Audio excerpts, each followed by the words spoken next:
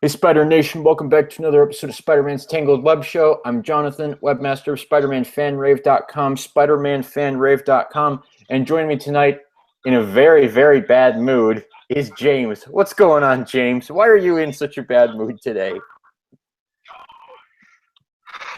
I had a really shitty day at work. 10-hour shift. Lots of I don't want to get into. It's a really, really crappy day at work. Exhausted. Had to walk home, so even more exhausted. My feet were killing me. My bad knee was acting up all day. My brother burnt the pizza for dinner tonight because he wanted to make it, and he burnt it. And I had one thing to look forward to. All of that, besides for this podcast.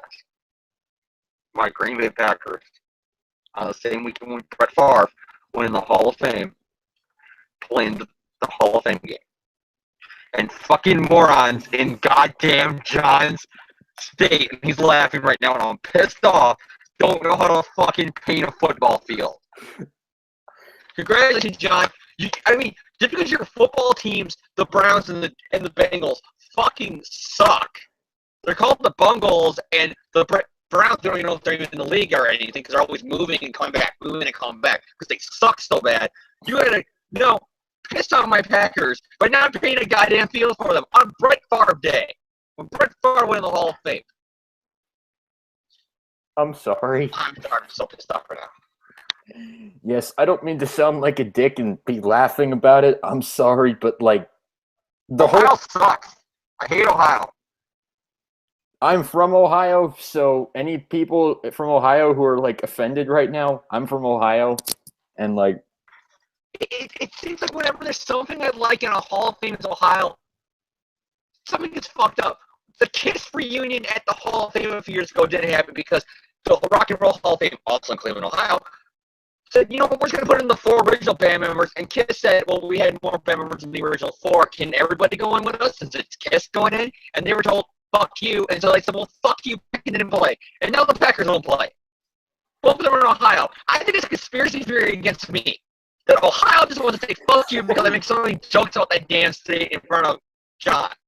Yes, I'm actually in contact with the people who run the state, and I tell them to destroy the things that James loves, just in retribution for the humor. Ohio rocks. Ohio can. Okay, I don't want to say because I don't want people surveillance and all that stuff. I don't want to say something like Ohio could suck it, and all of a sudden I'm like FBI's most wanted in Ohio or some bullshit like that. I'm not gonna say like that, but I will say Ohio sucks. I don't really think the FBI would be on your tail because you said Ohio can suck it. I don't really think that would happen. I mean, I don't. There was a guy in Texas who was put on their most wanted list and just be mad at the post office. And all he said is, I'm going to go down there and I'm going to scream at them. Well, in fairness, the post office is like a government-run thing, so I kind of understand where that story is coming from. But, James, I'm sorry to hear about your bad day. I really am. Bad days are never fun. In terms of my week this week, I will try to brighten up the mood here, but I have nothing to brighten it with. You can't brighten up your mood. You're in Ohio. That state sucks. Especially who can't paint a football field. You're where the NFL was formed. You're Canada, Ohio. The Canada Bulldogs. The NFL, like the guy said, 97 years of NFL. And you don't know how to paint a goddamn football field. You don't get the right paint. The guy who did that run the Arena Football League and can't the Indoor League. How the fuck did you screw that shit up? God. Well, my week this week, it was the last week of my summer classes, so I guess that's over now. It's been nice out this weekend, so I've been able to go outside, which has been, enjoyable. And that's it. It's actually been a pretty boring week, but apparently now it's been the worst week ever as far as James is concerned. I came on here with oh man, I've got nothing to talk about in the week recap segment, but nope, James filled that up very nicely. So thank you, James. You filled the airtime when I had nothing. But I have no segue out of that into like what we're going to talk about this week. So we do not have an issue of Amazing Spider-Man to review this week. Amazing Spider-Man Volume 4, number 16. Is that what we're on? I think that's the issue that comes out this coming Wednesday. That comes out. So we will not be reviewing that this week because we have not read it yet. We will also not be reviewing it next week because next week there will not be a podcast because James's foul mood will finally be lifted when he goes to Power Morphicon because James will be at Power Morphicon next weekend. And so we will not have a show next week. So check back 2 weeks from now when we get back. So that's when we'll review ASM 16. We'll also have a Civil War 2 tie-in by that time because that also comes out this week. And I don't think we'll have anything else other than that, unless any like groundbreaking news comes out in the next 2 weeks. Which, if history serves us correctly, groundbreaking news will come out tomorrow because we won't have a show this week, and so we'll have to wait 2 weeks to talk about it. But tonight, It's like the old podcast where literally you go, "Oh, we got nothing to talk about. There's no movie hiatus. Sucks." 5 minutes after off the air, a new Spider-Man event comic is announced. yeah, those were good times. Those really were. Those were fun times when it's like I'd literally upload the episode. Oh yeah, it's up on iTunes. It's published. It's up. I'm excited for this week's audience to listen. Oh, they just announced something. Damn. Yeah, but hopefully that will not happen tonight. But this week we're going to be heading back to about 30 years ago. This was, I think these comics were published at around 1985. So, 31 years ago, we're heading back to. And tonight we are going to learn the never before told true story of Mary Jane Watson. Yes, because we are covering Amazing Spider-Man 259, 260, and 261, which were all sold at only 60 cents a piece. That was how it worked back in the 1980s. That is a lot less than $3.99. It really is. Or $4.99. That's kind of what some comics are moving up to now, which I'm not really that happy about because, I don't want to pay money. But so well, of course you're cheap. Your state buys cheap paint, you asshole. Yes, we have to spend all of our money on the wrong paint for the Hall of Fame football field. But okay. First up, Amazing Spider-Man number 259. To give a little context as to where Amazing Spider-Man is at this point, this is in the middle of the Black Suit era. This is after the original Secret Wars event. So Spider-Man has been to Battle World. He's dealt with the Beyonder. He's dealt with all that stuff. And he's brought back the symbiote to Earth. He wore it as his primary costume for a few issues and then realized, oh, hey, this thing's like making me web swing in my sleep when I'm not awake, and it's like doing things to my body. Maybe I should, go talk to Reed Richards and have it examined. Oh, Spider-Man, this is a symbiote. It wants to graft itself to you permanently. Okay, get rid of it. And so Spider-Man, rightfully so, got rid of the symbiote. And also during these issues, Peter Parker has decided to drop out of graduate school. And a few issues prior to this, in number 253, he informed Aunt May of that decision, and she did not take it well. They have not spoken at the point of 259. They've not spoken in 6 issues because Aunt May is upset at Peter for throwing away his dreams and being irresponsible to himself. So while that's all happening, Peter is also having relationship issues with the Black Cat, but that's primarily a Spectacular Spider-Man story. That's not really involved with what's happening in Amazing. But then also at this point, the Hobgoblin, who is still alive after Amazing Spider-Man number 251, has teamed up with the mastermind crime lord known as the Rose, and they are going around just doing crime lordy stuff, trying to make a profit, trying to trying to run the criminal empire, competing against the kingpin and all the other mob leaders. And so all this stuff is going on, and just when he couldn't get any worse, Peter, yes, Mary Jane, I know, you're Spider-Man. Oh, crap. Mary Jane dropped the bombshell that she knew Peter was Spider-Man, and she says, Peter, I think we need to talk. And that was how Amazing Spider-Man number 258 ended. And so we move in to Amazing Spider-Man number 259.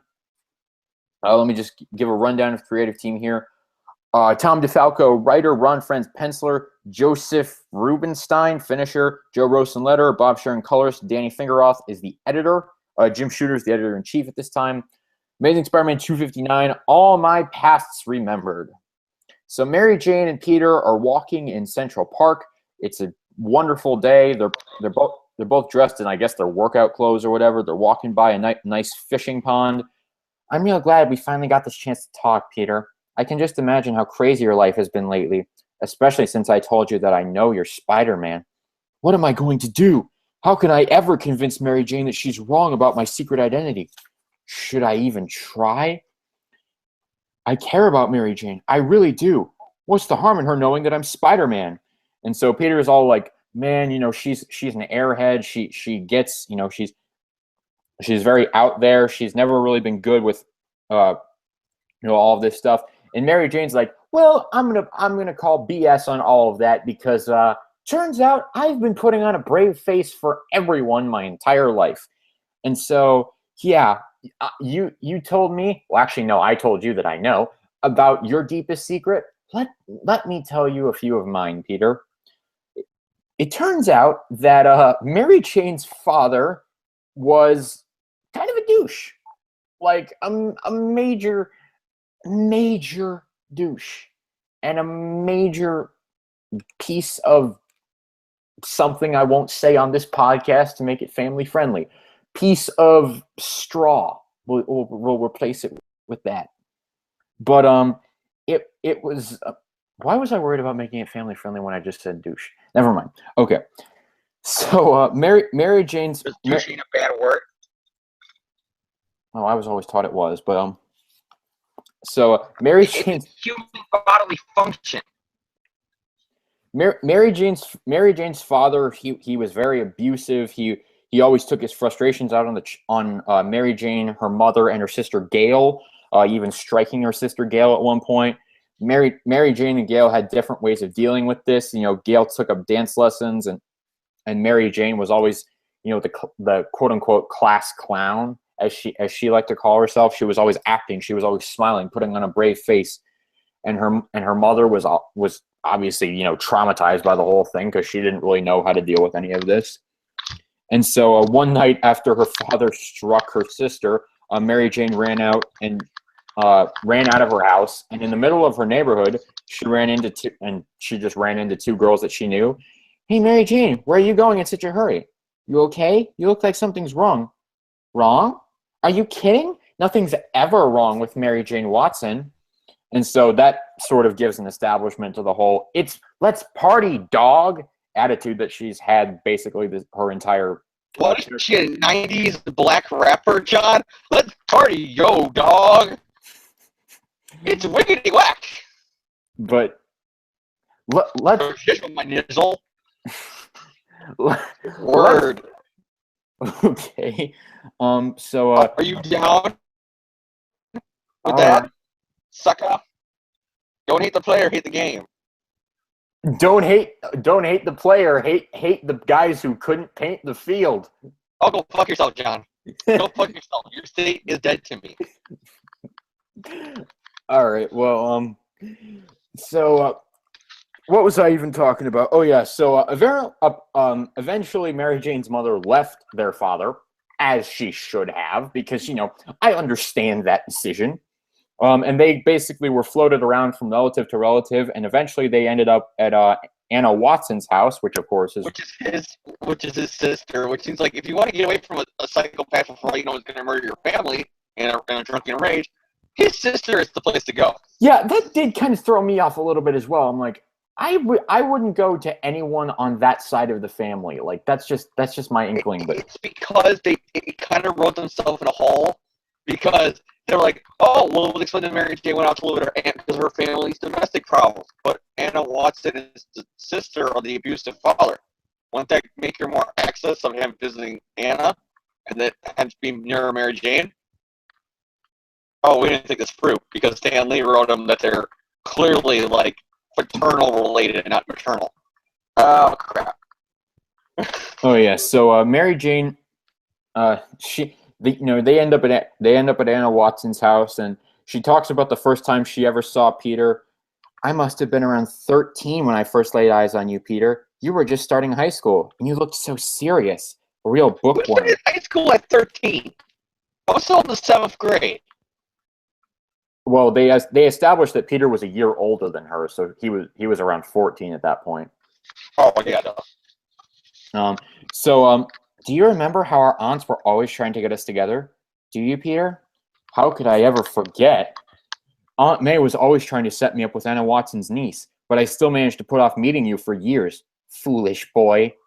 Yes, Mary Jane, that's dialogue that everyone says. Don't blame me. I was only told that you had a great personality, and you know what that means. I think it means that she has a great personality, Peter. I'm sorry. You're going to be bullying a hot redhead years before you did, Peter. Well, you know what? When I hear that someone has a great personality, I don't think badly of that person. When I hear the words great personality, I assume it's a I good see person. their point because one of my friends who lives with his grandma, who's kind of like an Aunt May, really doting, don't go out drinking, you'll become an alcoholic by one sip, kind of like really protective of her grandson, Trevor. And she tried to set him up on a date with a few nice girls with nice personality. If you know his grandma and how she acts, you can tell what kind of girl she wants him to date. It's kind of nerdy bookworm. So I could see where Peter would jump to that conclusion that Aunt May's just setting him up with a 20-year-old Aunt May. But even still, so they're talking about that, and meanwhile, the hobgoblin pays a visit. The hobgoblin pays a visit to a local bookie. You're gonna give me 10% of your weekly earnings. But I don't want to. Oh, you should reconsider that. And basically, he flies away. Like it's like a 2-page sequence, and that's all it is. It's like you're gonna give me 10% of your weekly earnings. See ya. I guess Tom DeFalco realized that was not really the most interesting part of the issue, so he didn't devote much time to it. But so elsewhere, back in Central Park, whatever happened to your father, Mary Jane? He moved to Oregon some years ago, and he didn't even bother to say goodbye. I wrote him a few times, but he never answered, so I stopped trying. And so she tells the story about how her mother, and her sister ended up with her mother's cousin, Frank Brown. He was a steel worker, and he was tough but fair. That's what but apparently that's how she described him. He was tough but fair. And so she tells the story of how her sister Gail met this guy named Timmy Burns. Oh, he was such a hunk in high school. I was half in love with him myself. I apologize if my female voice is like somewhat sexist. I don't really know if it is or not. I remember how happy Gail was. Everything was finally coming together for her. Her dance teacher was certain she had a real shot at a college scholarship, and Timmy was the best guy ever. But then they decided to get married right out of high school, because that's always a good idea. Like, that's always the absolute best idea you could ever have in your life. And not only that, but it turns out Gail got pregnant.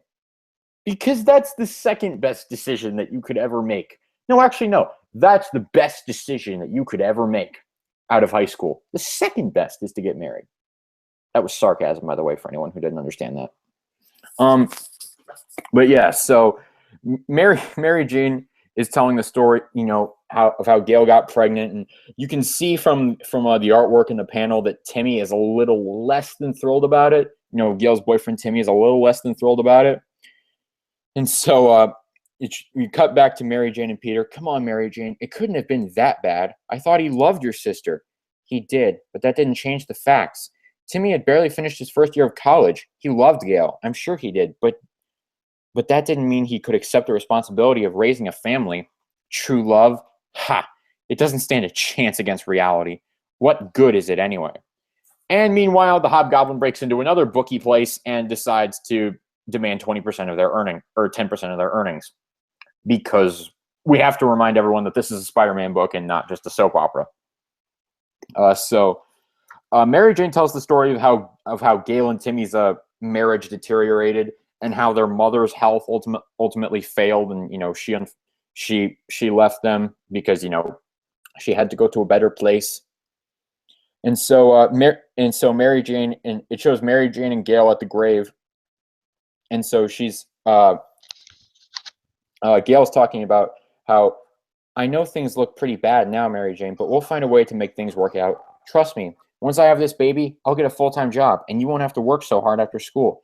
We can find someone to watch the kids during the day. And no, your kids are your problem. I've got my own life to live, and I'm not going to waste it like Mom wasted hers. You and Mom and even Timmy gave up your dreams because you wanted to make someone else happy. Well, that's not going to happen to me. Mary Jane, wait. No, I want more out of life. Much more. Oh, the irony, Mary Jane, and what you just said. I'm not going to give up my happiness to make somebody else happy. Oh, the irony. Soak it in. Drink it in. Poor Gail. I never looked back at her. I just started running, and in one way or another, I've been running ever since. It's almost been 4 years since I last saw my sister. Her second child was another baby boy. I only wish Mama could have lived to see him. Why don't you go see him? Maybe you and your sister could finally come to terms. I don't think that's possible, Peter. Until our engagement issues. Too much time has passed.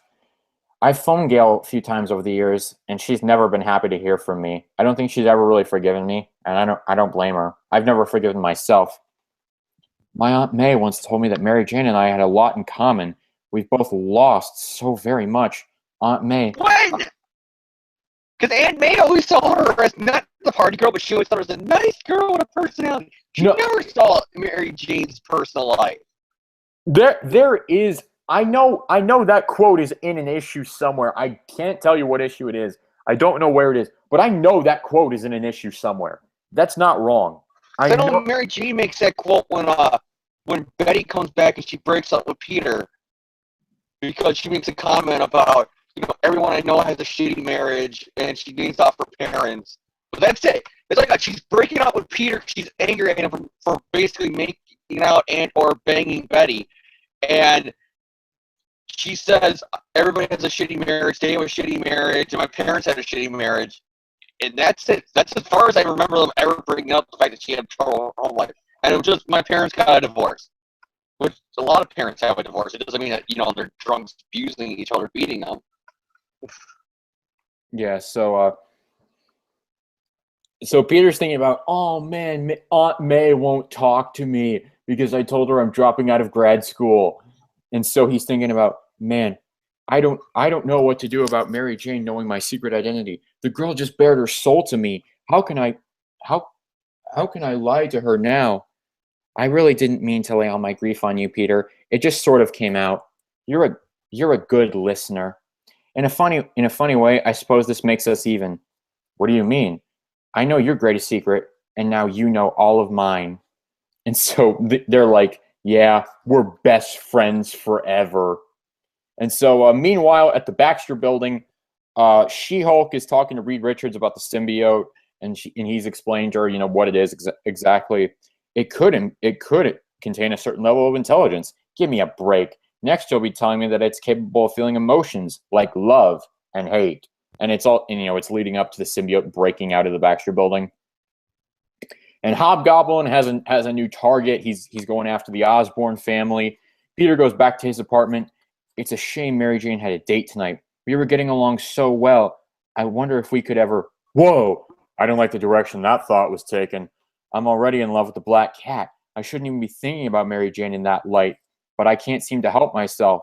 Why can't romance ever be simple? Bah! I can't worry about my screwed up love life right now.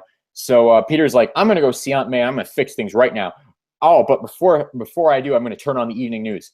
The Hobgoblin has been spotted in your area. The Hobgoblin? Quick, I have to run out and fight him as Spider-Man. So Peter pulls his old red and blue costume out of the closet. He puts it back on in a very dramatic way because he hasn't worn it in so long because he's been wearing his new black costume. But now that that's gone, the original Spider-Man is back. He's not getting away from me again. I'm going to fight him like I've never fought before, and I'm going to win. When I'm finished with him, the Hobgoblin's going to know he's been beaten. He's going to know what it means to face the power of Spider-Man. Dun, dun, dun. Next issue, the battle you demanded. Be here as the spectacular Spider-Man faces the challenge of Hobgoblin. I'll go first with my thoughts on this issue, and that is, this is possibly one of the most realistic issues of any comic I've ever read. And that's really, really depressing. That's really depressing because it's like, with how common the stuff like Mary Jane's story is, like with this happening to so many people and so many families, it almost hurts how realistic this is. It's told in a very detailed and emotional way. I definitely appreciate that. Ron Friends' artwork. I think we talked about Ron Friends a little bit last year when we did our Roger Stern Hobgoblin retrospective, because I remember he did an issue or two of that. And Ron Friends' artwork is pretty well suited, I think, for this kind of story. It's not too dark. But it's definitely not the brightest. It's not the brightest, most happy thing ever. It's kind of in between there. It's cartoony, but not to such an extent that it'll ruin the mood or tone of the story. So I really like that stuff a lot. There's not a whole lot. The issue primarily is the story of Mary Jane's very screwed up home life, and they do a lot to sell that here, and they do a lot to sell that. Something I did notice is that Mary Jane's dialogue throughout most of this story and her general behavior is a lot toned down than even she is after this issue. This is one of her most serious and depressed issues ever, which is understandable. So I thought DeFalco really did a good job, sort of. I don't know if I could say nailing that message, but sort of emphasizing the mood there. I can definitely understand what Mary Jane's feeling at that point.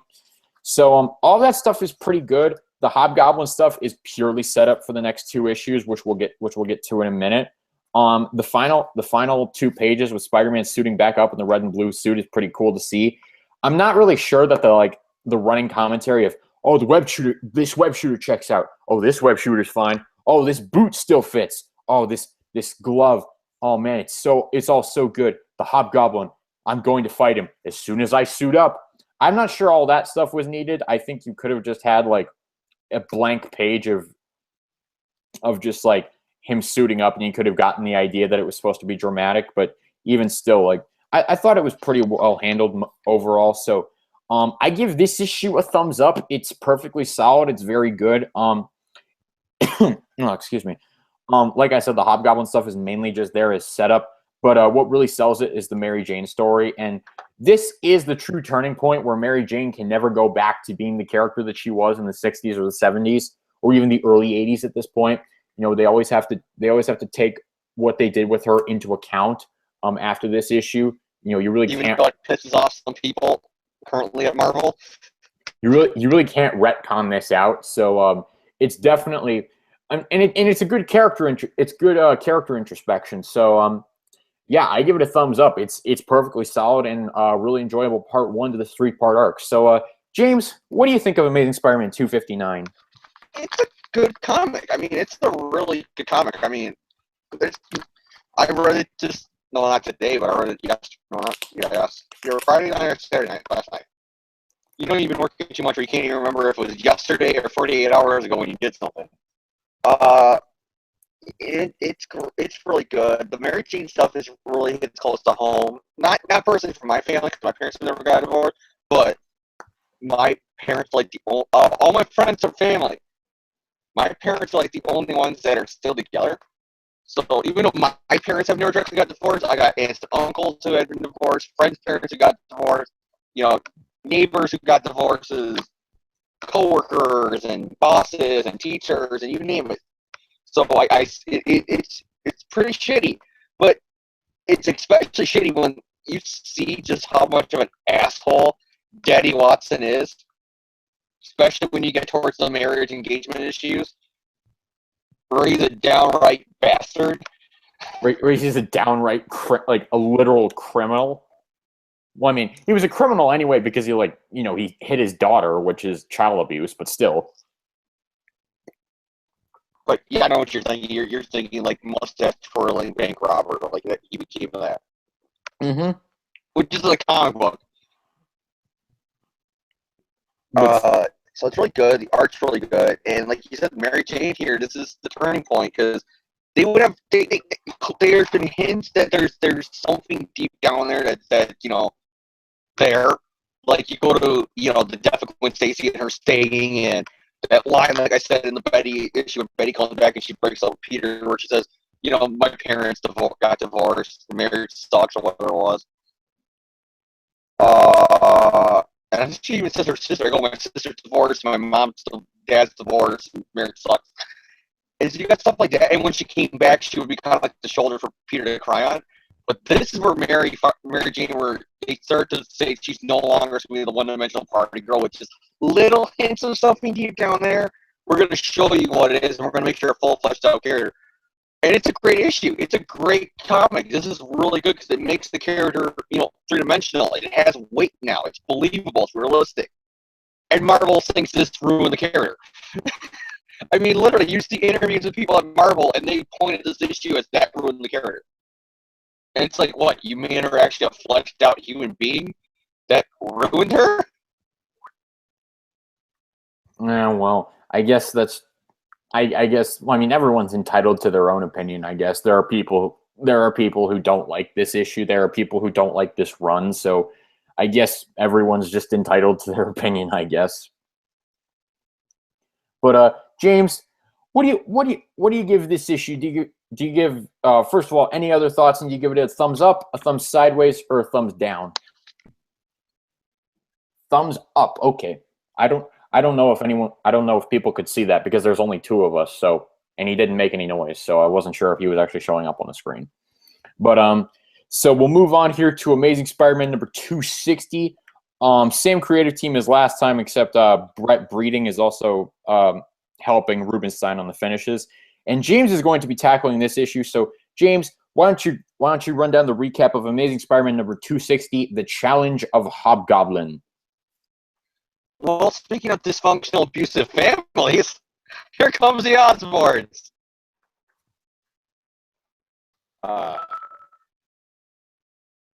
Yeah, what can I say about this issue? Like, literally, what can I say about it? It's what do you expect? Harry's in there in this goblin story. You read this 100 times. And especially one of the things that goes, it's going to go on. It's going to happen with Jason Philip McAdale later when they repeat this. The Hobgoblin wants the formula to become, Super Green Goblin. So he's going to attack Harry to get the Osborn secret. Harry is then driven back into being the Green Goblin because of it. I mean, it's okay to go more in detail. You got Harry, he's in his office. He's doing paperwork. He's got to run Oscorp. So he's doing paperwork. I don't think it was called Oscorp at the time. He's doing all the business stuff, dotting the I's, crossing the T's, and all that bullshit. When he can do that, but they can't fucking paint a football field or whatever. That's not even in this universe, James. Oh, yes, it is. The NFL exists. But that didn't happen in this comic. It happened in my state of Ohio, here in the real world. And Marvel's always, the real world is just right outside the window.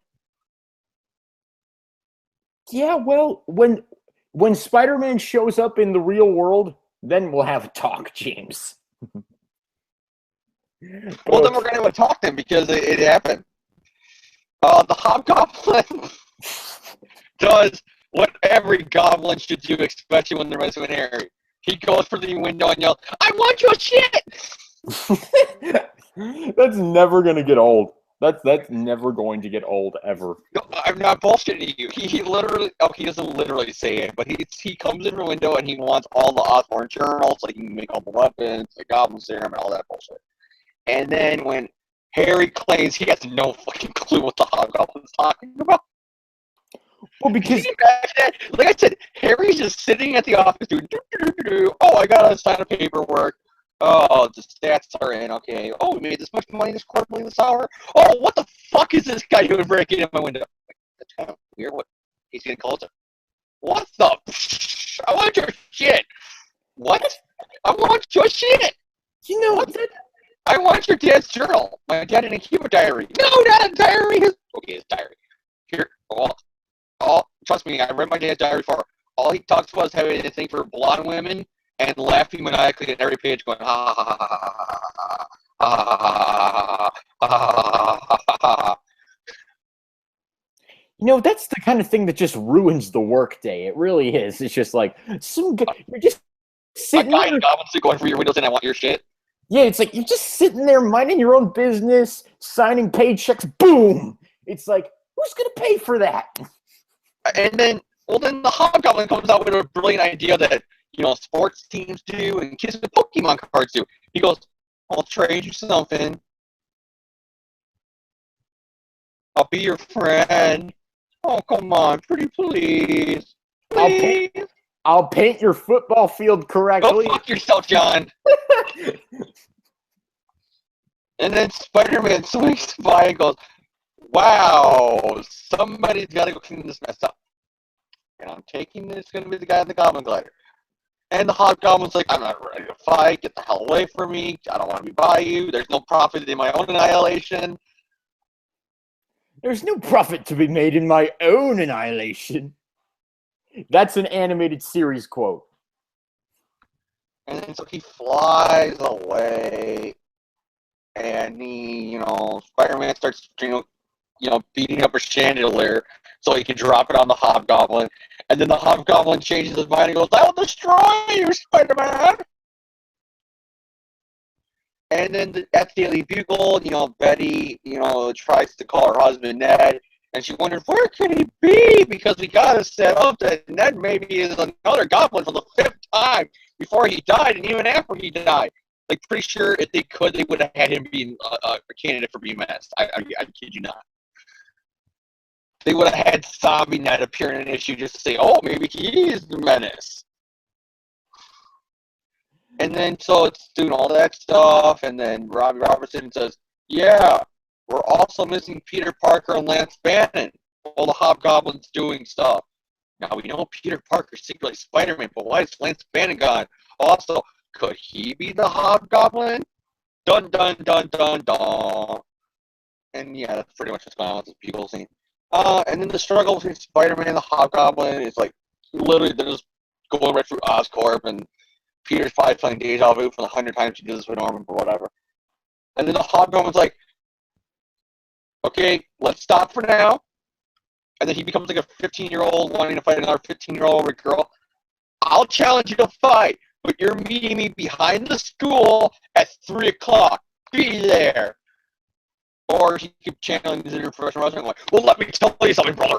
It's this Sunday night, live on pay-per-view at Madison Square Garden, dude. I'm going to body slam you with my 45-inch pythons. And then I'm going to, when I slam you, the whole Atlantic seaboard is going to fall into the bottom of the ocean. Thank God Donald Trump's a Hulkamaniac. He knows to give up all his money and his material possession and to care about his family. But Donald, if this swim is going to get you on the sharks, don't be afraid to hold on to the largest arms of Hulk Hogan, and I'll dog paddle you, the greatest American, all the way to safety. That's literally a quote from Hulk Hogan in WrestleMania 4 in 1988.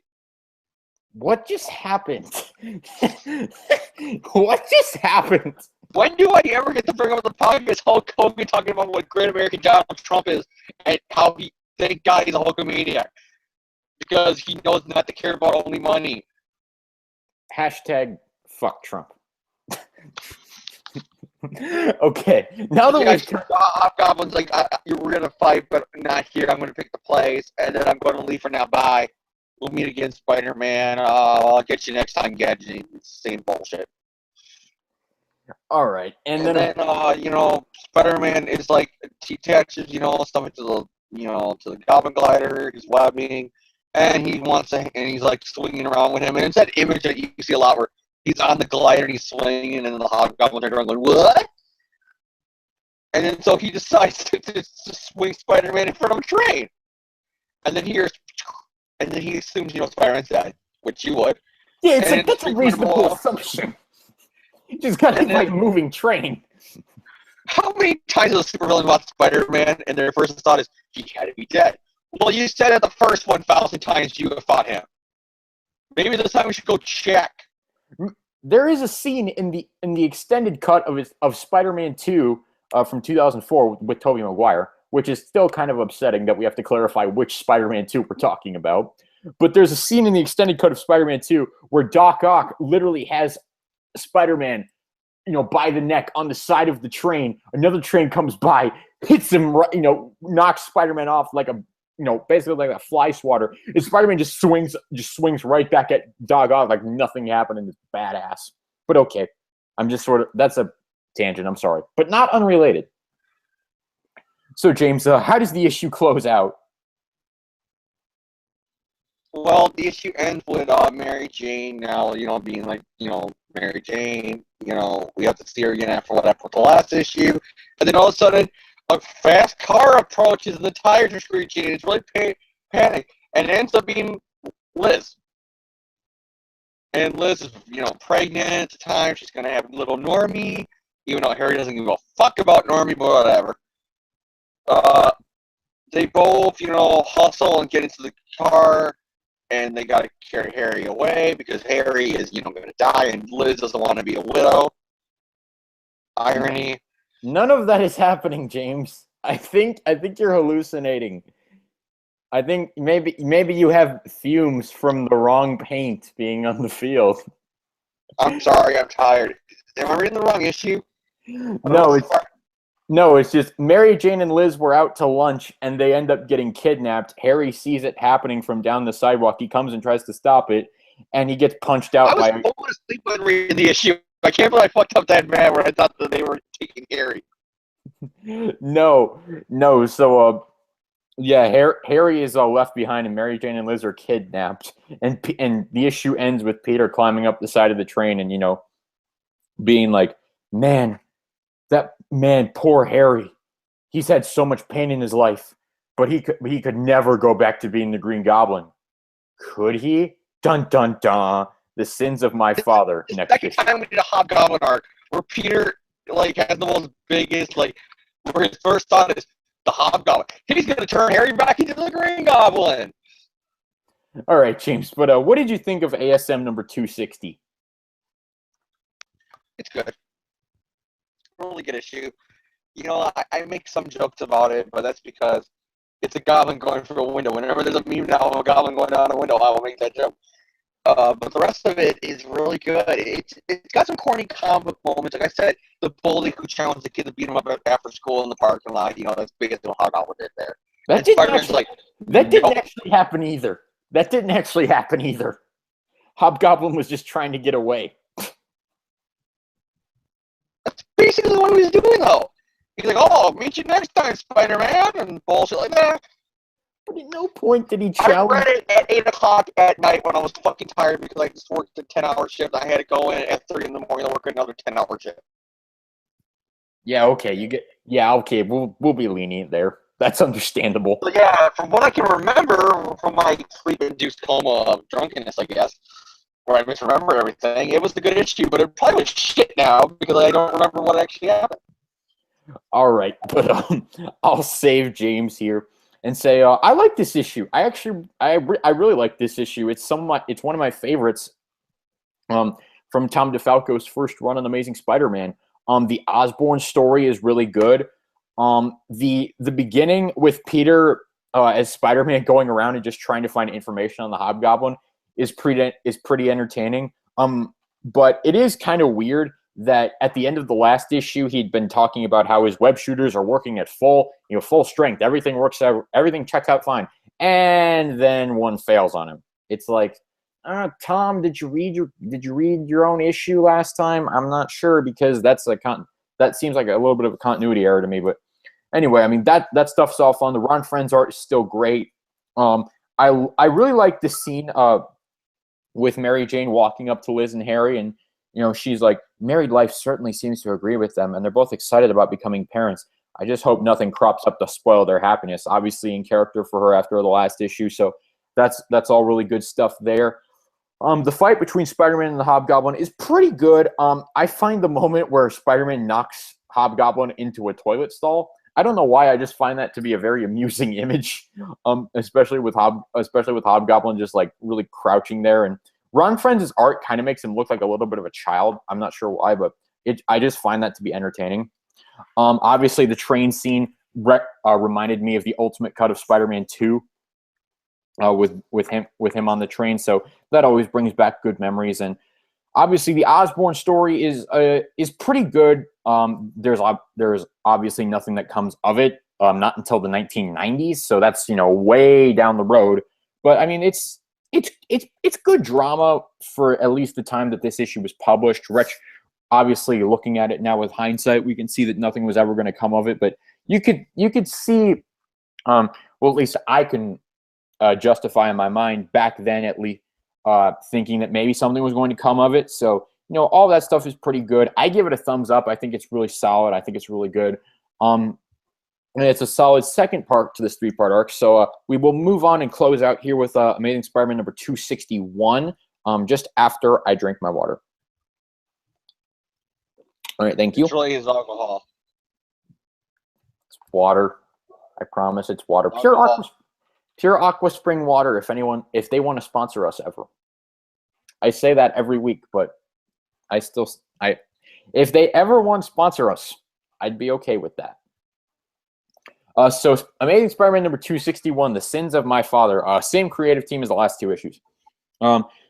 Begins with the Hobgoblin, Mary Jane, and Liz in a broom closet. Good evening, ladies. I trust you are comfortable. A little editing mistake there. As comfortable as these squalid accommodations permit. Who are you? Why have you brought us here? I am the Hobgoblin, and you are here because it suits my purpose. You are pawns in a business transaction between myself and Harry Osborn. And so he explains everything that's going on. Mary Jane's like, you heartless monster! How dare you threaten Liz? Back off, Miss Watson. You are in no position to protect anyone. I may need Mrs. Osborn, but you're only excess baggage as far as I'm concerned. You couldn't possibly be of any use to me. He knows my name. How? And so it's like, ooh, the Hobgoblin is someone that Mary Jane knows. But who could it be? Who could it be? And so Hobgoblin and Rose, they're talking about, their operation, how Hobgoblin's moved some of his equipment to the Rose's warehouse at his recommendation, blah, blah, blah, blah, blah. And Harry, meanwhile, is at an old warehouse looking through his father's belongings, trying to find a journal. And he eventually finds one of his father's old desks, and in there he finds a journal containing a master list of all of his father's hideouts. So he leaves there. He's proud of himself. He's triumphant. He's managed to find what the Hobgoblin wants. And it's revealed that there was a spider tracer on Harry's car. Man, according to the impulses from my spider tracer, Harry's on the move again. I wonder if he even suspects that I've been secretly shadowing him all day. I'm convinced that Hobgoblin is behind the recent disappearances of Mary Jane and Liz, and that Harry knows more than he told the police. And so Peter follows Harry, all that stuff. And there's also there's a scene in here of the symbiote breaking out of the Baxter building. So that's mainly followed up in the Web of Spider-Man title that's about to start around the time of this issue's publication. So Harry meets Hobgoblin in Central Park. He says, look, I have the journal. Here it is. Now let my family go. Oh, sure, I'll take you right to them. Boom! Smacks him right across the face, knocking him out. And he takes Harry with him. And it turns out Peter was in a tree watching this whole thing. I really hate myself for using Harry as bait like this, but the lives of Mary Jane and Liz are also at stake. I didn't have much choice. No wonder you couldn't roll parents on you. I didn't have much choice. Did I? So Peter swings off to find the warehouse. He tries to track them down.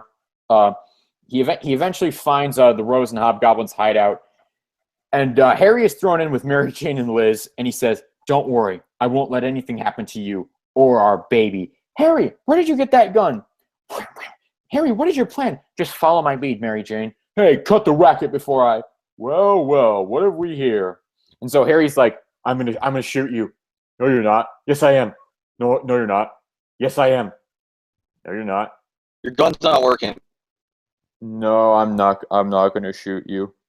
And so Mary Jane does what, Mary Jane's like the confident person in this situation. Boom! Right over the head with a shovel. There, that shut him up. And so they try to escape. They try to escape. They're unsuccessful. They're spotted. So Spider-Man hears this. He gets into a fight with the Hobgoblin. And so Harry discovers the Hobgoblin's equipment, and he says, I know what I have to do. Mary Jane, get Liz out of here right now. There's something I must do alone. And so Peter's fighting the Hobgoblin, and it's not going all that well. But eventually the Hobgoblin is faced with one of his own weapons. A pumpkin bomb is thrown at him, and he says, What? Osborn, you went too far, Hobgoblin. You threatened me, my wife, and my unborn child. Well, I've had enough. And so they start fighting, and a fire breaks out in the warehouse. Spider-Man manages to defeat the Hobgoblin, and he gets Liz, Harry, and MJ all out of there. And Liz is going into labor at this point, so she has to be given a medical evac. And the Hobgoblin flies back to his own warehouse hideout, and he looks through the journal. I fought Spider-Man, suffered pain and humiliation. For this, it's useless. I've already looted all of these places. I learned the locations from Osborn's journals, and the journals were destroyed by Spider-Man. And so Hobgoblin's like, next time I will get you, Spider-Man. So swears the Hobgoblin. Dun, dun, dun. And that's the end of the issue.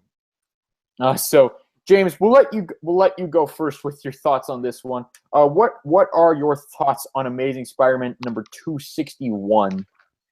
It's another really good issue. I like the whole thing with Mary Jane and all of them being kidnapped and how that they hint about it. I don't think that really. I don't think that really goes nowhere in the case of I can't think of the name of who. What's his name? The guy who. What was the name of the son of Fisk? Richard Fisk. Richard Fisk, thank you. Because that's the guy who the Falco wanted to hop on because he had no idea that it was going to be Kingsley. Yeah, and weird. I don't think Richard Fisk has any dealings with Mary Jane, so that line of dialogue kind of throws me off. Where you can kind of retcon it that Kingsley knows it because Mary Jane's a model, Kingsley's a fashion designer. Well, they outright said that Mary Jane modeled for Kingsley at one point. So, I mean, it's a perfectly viable explanation for it. Okay, I just misremember that. That's Kingsley was the retcon that makes sense there because it's like, oh, he's a fashion designer. She's a fashion model. They probably met a few times. Yeah, that was in a Roger Stern's run of Spectacular Spider-Man that she worked as a model for Kingsley. But what other thoughts do you have on this issue, James? It's really good. Peter using Harry as like a guinea pig is weird. It's like I can see him following, but the whole fact that he says I outright used him, that's very like super villain for Peter Parker, let's just say. So that part's kind of weird, but the rest of it, good action, good, drama, classic 80s cheese. Not as bad as other Hobgoblin lover-a-thons, but still some really cheesy moments we can crack jokes about, and it was just really well done, and I give all three issues thumbs ups. All right, my thoughts on this issue, yeah, it's a perfectly solid end to this arc. There's not a whole lot to it. I mean, the ending with Harry using the Goblin's weapons against him was pretty interesting, obviously, given the character's history and what he's done. You could be, no one can really blame you for thinking, oh my God, is Harry going to do this again? And obviously he does, so that's obviously an interesting plot point there. A little bit of continuity significance is that this is the issue where Liz officially goes into labor with Normie. So that's obviously a very big milestone in the Harry Osborn, Liz Allen relationship, but also their character progressions. Other than that, it's a pretty good Hobgoblin fight. There is a little bit too much emphasis, I think, put on Peter's guilt in this issue. There were one too many times I think where he's like, "It's all my fault." And, we always joke about that, but it gets a little bit redundant here. So I kind of didn't like that, but that was really the only thing that bothered me in this issue. There was good action, good artwork, good character stuff moving it along, mainly with Harry. I do find it interesting though that he couldn't find the courage to shoot a guy, but he could find plenty of courage to throw a bunch of bombs at a guy in a costume. So that is a little bit weird, but it's not something that's going to ruin the issue. Well, I think it's a hint that maybe Harry's slowly becoming a goblin again. Yeah, but it's it's a little bit weird, but I don't think that was meant intentionally. I think probably I'm the only one who's ever noticed that, but even still, it's a good issue. I give it a thumbs up. I give this whole arc a thumbs up. It's really solid stuff. I really enjoy Tom DeFalco's first run on Amazing Spider-Man. I think it's a pretty solid run for the most part, and I think that especially these Hobgoblin issues are some of my favorite stories of the run. So yeah, I give it 2 thumbs up all around. I really enjoy it, and I think it's a good arc to talk about on the podcast. Sometimes we can be less than thrilled with the comics that we review. So it's a good arc to bring some positivity into the show. But other than that, we don't really have anything else to talk about this week. That's going to conclude our review section of this episode. That's also going to conclude this episode of the podcast. So James, should I ask if you have any shout outs before we sign off, or have we made them already at various points of this show? I got shout out, like I said, Brett Favre going to the Hall of Fame. Like most Packer fans, I was pissed when he went to the Vikings, but he is Brett Favre, won a Super Bowl. Not much else to say with him. He was a Packer most of his career, so thank you, Brett, and welcome to the Hall of Fame. You deserve it. Too bad the rest of the Packers gonna fucking tie because it goddamn failed. No, in all seriousness, Brett deserves it. Congratulations, Brett. Go Pack, go.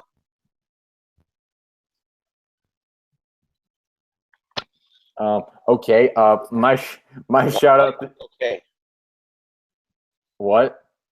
You went okay after a minute pause. Well, I didn't know if you were done speaking or not, but I don't know what you have to shout out to. My shout out this week: Marvel Stan Lee, Steve Ditko, Tom DeFalco, Ron Friends. Thank you for Spider-Man. Thank you for the comics we reviewed this week. Other shout outs. Trying desperately to think of one. Shout out to the people of my state of Ohio. James was not talking about all of us. He was just talking about the people who couldn't paint a football field. No, that's mean the people who are involved in football, which are Browns and Bengal fans. Fuck you. I'm sorry, fellow Ohioans. Well, they should be sorry. They live in Ohio. Okay. Other than that, I don't have any other shout outs for this week. So yeah, like I mentioned at the beginning of the podcast, we will not have an episode next week. We will be on hiatus because James is going to be at Power Morphicon. So Not in Ohio. Yes, not in Ohio. Where is it? Where is the convention actually? Pasadena. Pasadena, California. I've never been there, but I hear that every convention ever takes place there. What are you talking about? Well, I know a lot of conventions that have taken place there. Never mind. But okay, name one. Besides Morphicon. BotCon, a Transformers convention. Or go fuck yourself then. Oh, he just Ohio sucks. So yes, James, enjoy Power Morphicon. Please, I hope it improves your life. I'm really sorry that you had such a bad day. It better be, or else on my flight, I'm gonna take a flight that's gonna stop in Ohio, just so I can fly over and go, fuck you. He's gonna fly right over my house and just scream it. So at one random point during it'll be 3 o'clock in the morning. I'm trying to sleep and I just hear "fuck you," and I'm just That's James. Clearly, Power Morphicon did not go well. But yes, so James will be at Power Morphicon next week. So we will not have an episode. So check back in 2 weeks. We'll review Amazing Spider-Man Volume 4, number 16. Civil War 2, Amazing Spider-Man number 3 will also be out by that point, so we'll review that as well. And just have a good 2 weeks. There's nothing else I can say. Check out SpiderManFanRave.com, which is my website. And other than that, just have a good 2 weeks, everyone. And unless you live in Ohio. And if you're gonna paint a football field, do it correctly.